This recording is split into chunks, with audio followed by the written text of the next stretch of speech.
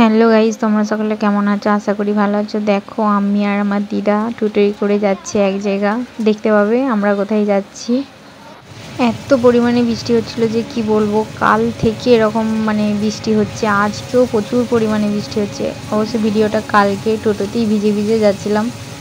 তারপরে টোটোতে আরও 3জন উঠেছিল। দেখো এই বাচ্চা মেয়েটা খুব পাকা, একদম টোটোতে স্থির হয়ে বসছিল না। ওকে আমি নুকিয়ে নুকিয়ে ভিডিও করেছিলাম, ও বুঝতেই পারেনি। খুব মিষ্টি, ও শুধু দেখছিল আমার দিকে, আর কিছু বলতে পারেনি।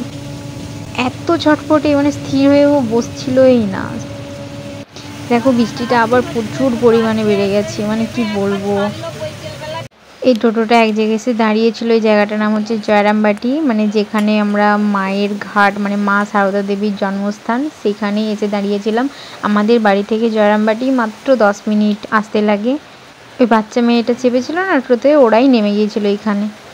জল হচ্ছিল বলে চারিদিকটা টোটোটার ঘেরা ছিল। আমি ভিডিওগুলো ভালো করে নিতেই পারছিলাম না, করতেই পারছিলাম না ক্লিপগুলো। দেখো এত জল হয়েছে কালকে যে এখানে জল একবারে উঠে গেছে, বন্যা হয়ে গেছে যাকে বলে। একে তো জল হচ্ছে, তার উপরে আবার রাস্তাটা এত খারাপ, কি বলবো। এত জোরে বৃষ্টি হচ্ছিলো যে জেঠু পুরো ভিজেই যাচ্ছিলো সামনেটায়। জেঠু আবার ওই তিরপল তিরপল নিয়ে ওই সামনেটা ঘিরে। আমরা এসেছিলাম দিদাকে ডাক্তার দেখাতে। দেখো টোটোটি থেকে নামছি, একটা মামা একটা আশ্রম আর কি এটা, দিয়ে সেখানে চোখের ডাক্তার আছে আর কি। দিদা চোখ কাটিয়েছিল, তো ওখানে চোখের ডাক্তার দেখাতে এসেছিলো। দিয়ে এসেছিলাম, মামাকে বললাম মামা ছাতাটা নিয়ে আসো। মামা ছাতা নিয়ে এসেছিলো, আমার কাছে ছাতা ছিল অবশ্য। দেখো আমরা চলে এসেছি। নিজের মুখটা দেখিয়ে একটু ঢং করে নিলাম আমি। তারপরে এই যে সিঁড়ি দিয়ে উঠে পড়লাম, ওটা মামা উঠছে, এবারে দিদা উঠবে, আমিও উঠবো।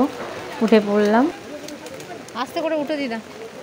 যেহেতু মামা এখানে থাকে তাই মামা কাগজে সাইন করে দিচ্ছিল, আর আজকে ডেটটা লিখে দিচ্ছিল। দেখো মামা লিখে দিয়েছে, এবার আমরা লাইনে দাঁড়াবো। দেখো কত লোক এসে দাঁড়িয়ে রয়েছে, দিদা যাচ্ছে। এই যে সবাই লাইনে দাঁড়িয়ে রয়েছে, আমরাও দাঁড়িয়ে পড়লাম। বাইরে এত পরিমাণে বৃষ্টি হচ্ছে কি বলবো, সত্যি কিচ্ছু বলার নেই। দেখো সবাই বসে রয়েছে বৃষ্টিতে, কি করবে, বাড়ি যেতেও পারছে না। এই যে আমার দিদা, ওখানে একটা আমার দিদার ভাই হয়, ও তার সাথে কথা বলছে। উনি হলেন ডাক্তারবাবু, উনি সব রোগীদেরকে দেখছেন আর কি। আর যত বেলা হচ্ছে তত দিন দিন বৃষ্টিটা বেড়েই যাচ্ছে। দেখো কত জোরে বৃষ্টিটা পড়ছে, বৃষ্টির আওয়াজ। আমি জানলার পাশে দাঁড়িয়ে একটু ভিডিও করছিলাম আর দেখছিলাম কত জোরে বৃষ্টি পড়ছে। খুব ভালো লাগে এরকম জানলার পাশে দাঁড়িয়ে বৃষ্টি বৃষ্টি পড়া দেখতে আর কি। তোমাদের কার কার ভালো লাগে? আমার দিদা লাইনে দাঁড়িয়েছিল, এবার দিদার পালা। দিদা এবারে ডাক্তারবাবুর কাছে বসবেন। এবার ডাক্তারবাবু সমস্ত কিছু জিজ্ঞাসা করবেন, কিছু অসুবিধা হচ্ছে কি না। আমি লুকিয়ে লুকিয়ে ভিডিওটা করছিলাম, একটু ভয় লাগছিল যে যদি কিছু বলে আর কি। এই যে ডাক্তারবাবু দিদাকে একটা চশমা পরিয়ে দিল, দিয়ে এবারে পাওয়ার চেক করছিল, যে কোন পাওয়ারটা ভালো দেখতে পাচ্ছে, কোনটায় দেখতে পাচ্ছে না, সেটাই জিজ্ঞাসা করছিল আর কি। তারপরে এই ম্যাডামটার কাছে প্রেসক্রিপশানটা নিয়ে চলে এলাম। ম্যাডামটা সব দেখছিল, দিদার নাম আর এসব এন্ট্রি করছিল, দিয়ে দিদাকে বলছিল যে তোমাকে। তারপরে এই নার্স দিদিটার কাছে চলে এলাম, দিয়ে নার্স দিদিটা প্রেসক্রিপশানটা নিল, দিয়ে আমাকে জিজ্ঞাসা করছিল এটা তোমার কে হয়। আমি বললাম এটা আমার দিদা হয়। যে চশমা দেবে তার সাথে ওনার লেন্সের, ওটা তো আলাদা কোয়ালিটির লেন্স, ওটা মিলবে না। ওনাকে টাকা দিয়ে অর্ডার দিয়ে বানাতে হবে, ঠিক আছে? তো আমাদের কাছে 400 টাকার ফ্রেম আছে, 500 টাকার আছে। আজকে উনি ফ্রেম পছন্দ করবেন, আমরা অর্ডার নিয়ে চলে যাব। সামনের সপ্তাহে শনিবারের দিন ওনার এই পাওয়ার শুদ্ধ চশমা উনি পেয়ে যাবেন। পাওয়ারের জন্য আলাদা কিছু করবে না। তো ফ্রেম কি আমি দেখাবো? আজকে কিন্তু পুরো টাকাটা দিয়ে যেতে হবে, আমি বিল দিয়ে দেবো আপনাদের, অসুবিধা নেই। দিয়ে দিদা বলছিল আমার চশমা রয়েছে, দিয়ে তখন নার্সদি বললো যে দেখো দুটো চোখে যেহেতু কাটানো হয়েছে, লেন্স তো পাল্টে গেছে, পাওয়ারও চেঞ্জ হয়ে গেছে, তাই তোমাকে চশমা নিতেই হবে। যদি তুমি বলো তাহলে আমরা এখানে তোমাকে ফ্রেম দেখিয়ে চশমা আমরা অর্ডার নিয়ে নিতে পারি। এই ফ্রেমটা নেওয়া হয়েছে, দিদাকে খুব সুন্দর লাগছে। তারপরে এই যে আমাদের ডাক্তার দেখানো হয়ে গেছে, আমরা চলে আসছি জলে ভিজে ভিজে।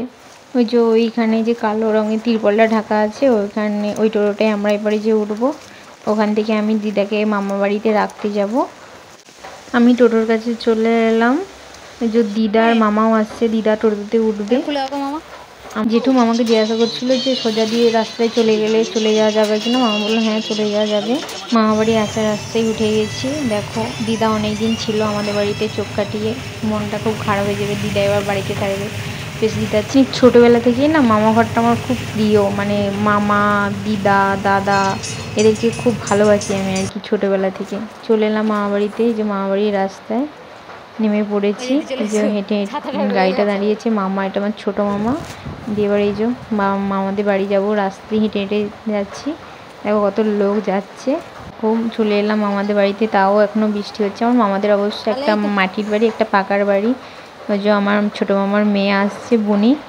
চলে এলাম, ওই যে আমিও চলে এলাম, একটু ভিডিও করে দেখলাম। টাটা, বাই বাই, সকলে ভালো থাকবে। It is my favourite place.